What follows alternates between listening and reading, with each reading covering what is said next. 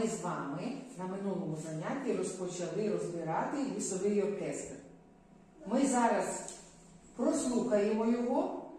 Ви кожен вирішить, хто яким персонажем буде і якого інструмента вам потрібно взяти, щоб підготуватись потім уже на інструмент. Маракас. Так,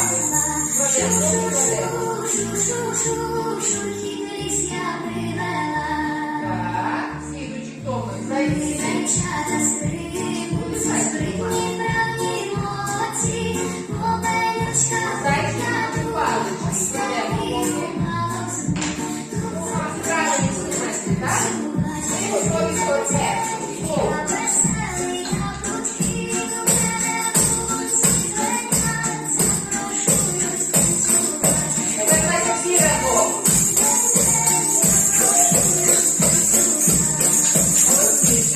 Thank you.